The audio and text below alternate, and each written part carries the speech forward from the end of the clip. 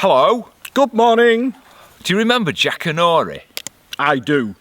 Who were your favourite Jackanory storyteller? Oh, God, I've got no idea. Mine were Bernard Cribbins. I can't remember that far back. You can't even remember what he had for tea yesterday. Can't remember what time I got up this morning. And Floella Benjamin. I liked Floella Benjamin too. Yes. Anyway, are you sitting comfortably?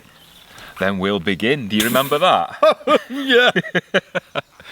Do you remember back in June, early June, we did a vlog called My Anxiety is Killing Me? Do you remember that? Well, you do.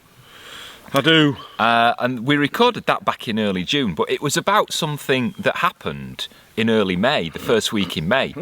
And I was out filming the lambs. Do you remember the lambs being born? I do. That was Sunday, Lovely things. Sunday the 8th of May, that was. And I was in this field, and all of a sudden, I'd had this pain in my abdomen and around my side and back. And it got quite bad, and I started feeling faint, and I collapsed in the field. I was taken quite speedily down to Raigmore Hospital in Inverness, which is about an hour and a half from where we live. Yeah. And they did all sorts of tests and poked and prodded me, and sent me home saying it's probably anxiety and stress because I'm quite an anxious person. Yeah. And we did a vlog about it, saying, about how anxiety can cause physical effects. Do you remember that? Yeah, I remember it very well. I'm blaming the anxiety. Anyway, jump forward a few weeks, and I went to see the doctor a few times because it wasn't going away. I was getting these pains in my lower right abdomen and around the side and in my back, and feeling a bit lethargic. And every time I did anything strenuous, it made it really bad, didn't it? Yeah, because we're all in your head. And that's what I kept getting told. Doctors kept saying it's in your head, it's anxiety, it's stress. But it kept carrying on. And we kept phoning the doctors. So I'm trying to calm myself down, thinking it was anxiety. And I was talking about it a lot on social media. But it never went away. And then about a month ago, it got really bad. And I ended up going back to the hospital.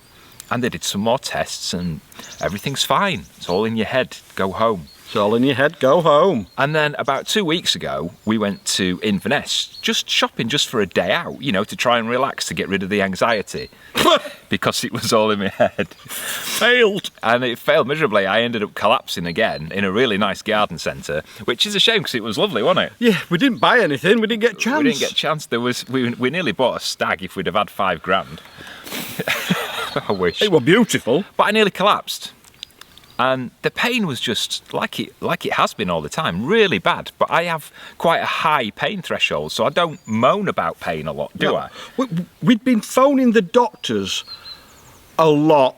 And they actually said, Colin, we need to put parameters on when you phone us, because it's all in your head. So we were in Inverness and I collapsed at the garden centre. So luckily the hospital is literally 2 minutes away from the garden centre. So back to the hospital. And the same again. Took loads of blood, took some urine and all sorts of other bodily fluids off me. Well, I don't know if that was to do with the tests or what, to be honest. It was just the look in that doctor's eye, I don't know. You're all right, Colin. Everything's good. Go home. There's nothing wrong. Try some paracetamol. So came home again. And then last week, Tuesday night, things really turned quite nasty. And I'd been in quite a lot of pain all day, hadn't I? Yeah, you've been uncomfortable all day. And we went to bed, and then just within minutes, it just turned from pain to agony again. Yeah. And I collapsed again. So we rang 999 this time because it was just... What an eventful night. Shaun's laughing because this is the bit of the vlog you want to see. We rang 999 and we were basically told that there was no chance of getting an ambulance to us quickly, and that it would be quicker if we drove to Inverness, which is an hour and a half away from where we are. So Shaun bundled me into the car and we set off from our house to Inverness. Now we literally got 5 minutes down the road. And I was telling Shaun to stop because I was just feeling very, very sick. So I had to pull into a lay-by. And I was literally hanging out of the window thinking I was going to be sick. I know you don't want to hear this, it's not pleasant.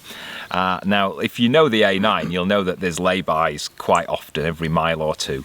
And we got into this lay-by, and I literally fell out of the car, and I was hanging over the crash barrier and vomiting. And that's where my memory of a lot of this stops, because I bundled him into the back seat. I remember laying in the lay-by, kind of moaning and screaming in pain on the floor in the lay-by. So I was literally rolling around the A9 in pitch black, screaming and being sick. And you rang 999 again, didn't you? Yes. And was told the same again, that they couldn't get an ambulance to us. It was still going to be quicker to drive. So he bundled me back into the car, this time onto the back seat, where I'm curled up in a fetal position, moaning and crying and screaming and passing out. And I don't know, talking about jelly. And then the next thing I remember is something, because I'm laid in the back seat, I remember a weird noise towards the back of the car. Yeah. And we were the dashboard lit up. And and we were about halfway to Inverness, and the tyre blew on the car. So we were stuck on a roundabout halfway between where we live and Inverness with a blown tyre. By this time it was about, I don't know, 11:30, midnight. Oh no, it was later than that, something like that, yeah. I don't remember. And so Shaun rang 999 again and said, look, he's in the back of the car. He's the third time I've phoned. Screaming in agony. He's been sick. He's in and out of consciousness. Well, we still don't think we can get an ambulance to you. Now, luckily, an ambulance was coming. Not for me. No, it was just passing. It already had a patient. But Shaun flagged it down, and the ambulance, the paramedics got out and came to see to me. And they deemed that I needed an ambulance urgently. So he phoned them. So he got on the radio, and they did then send an ambulance out to me, which arrived, I don't know how long. It was within 15, 20 minutes. And so the ambulance arrived. I think they carried me, because I was out of it at this point. You was out for the count on the back seat of the car, and they lifted you out of the car and tied you onto a chair, strapped you onto a chair, and carried you into the ambulance. Not the first time I've been strapped to a gurney, is it? For my own safety. So yeah, I'm strapped into this chair, and they carried me, put me in the ambulance. And I remember being laid out in the ambulance because they were putting needles and all sorts. Yeah, they put a cannula on you and they were giving me pain relief and gas and air. And I remember that, and I remember the pain starting to subside a little bit and just feeling really kind of dreamy and drowsy. That's what it does to you. And so Shaun was left behind, and there was that horrible moment where with a flat tyre. There was this horrible moment where I think I'm dying. You would, if you've ever had really, well, you'll find out what it is in a second, but if you've really had what I have, you'll understand the pain. And so I think I'm dying, and Shaun's got to stay with the car, because the car needs recovering, because it's on a roundabout on the A9 with a blown out tyre. And as you know, with new cars, they don't provide a tyre. We had an emergency inflation kit, which were completely useless. I think that the hole in the tyre must have been... It was too big. That big that it couldn't be repaired by the kit that comes with the car. So we had to ring... Luckily, we're members of a rescue service, so we had to ring them. But it was a horrible moment, because Shaun had to leave me behind, been rushed off to Inverness, and he had to stay with the car. He couldn't come with me. Yeah. So I remember that, and I remember crying then when you were going. Yeah. But then they whisked me away, so I was off on my way to Inverness. Blue lights flashing. Blue lights flashing. The rain pouring down. Floods everywhere. And yeah, if you Google the news from last Tuesday night, Wednesday morning... For Inverness, you will see they had so much rain that it basically flooded Inverness, and the roads coming on, well, from Keswick Bridge down to the roundabout and into the town centre. The town centre was virtually, well, all flooded. The ambulance got stranded. An electric ambulance in floodwater doesn't mix very well. So I remember us being just sat for long periods, and again I was floating in and out of consciousness, and then we got to the hospital. So what would have been normally about 1 hour and 20 at a good rate actually took over 3 hours to get from our house to Regmore Hospital at Inverness, 3 It would have hours. been quicker to wait for the ambulance. It would have been quicker to wait. Well, no, because they would have probably had a tyre blowout too. Well, So- it is what it is. They rushed me in, took more bloods, took more urine, and boy, was I peeing. Blimey. And that was a sign of what's coming. I filled one of those cardboard bottles twice, and I hadn't really been drinking that much. No. Took some tests. The doctor came to see me straight away. More pain relief. I was feeling a bit more comfortable. And he decided that I needed a CT scan. So they took me immediately for a CT scan. All this happened within an hour. And they found the problem. A 6mm kidney stone. 6mm. 6mm kidney stone. Now, if you've ever had a kidney stone, you'll understand that 6mm feels like that. Yeah, I can imagine. Yeah, it's like I've had gallstones. it's like Shaun's 8 inches. Yep. Isn't it? It's a bit like that, isn't it? It's just like size and scale. So that is a 6mm kidney stone, I've had gallstones, and that is painful. and that's what's been causing the pain.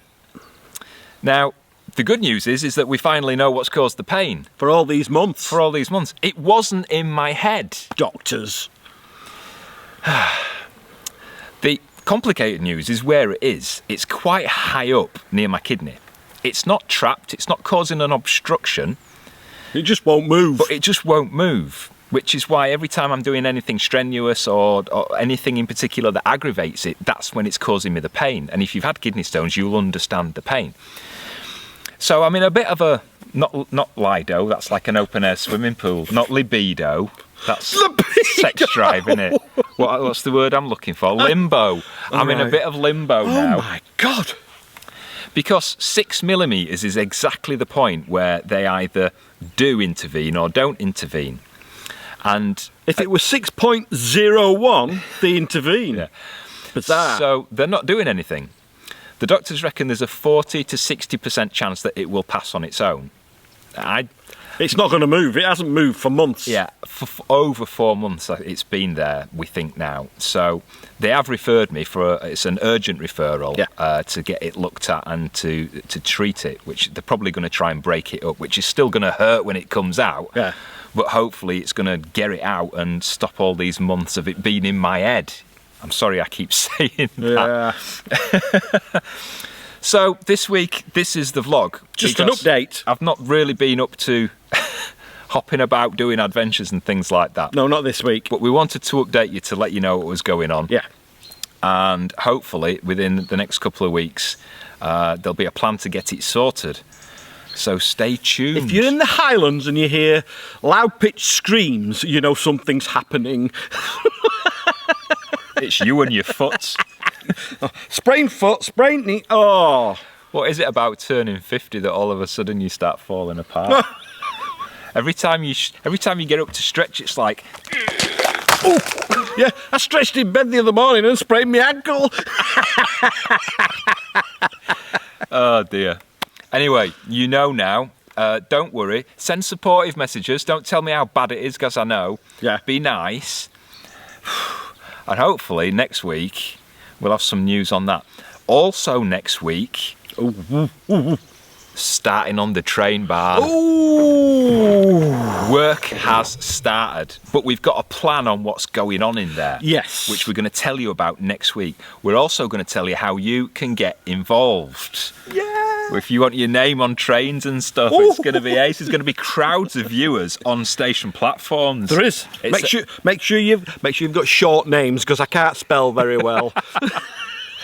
Oh dear. Please don't say you've enjoyed this vlog, but it would be appreciated if you could subscribe to the channel if you're not already, and then give us a like. Sorry. Hit the bell if you want to be notified of future vlogs, and leave some comments down below, nice supportive comments. Our moderator will catch the nasty ones. Yes. So don't think you can get to us that way. Yeah. And we'll see you next week for the train barn. Woohoo! Take care of yourself. Bye-bye. Ta-ra.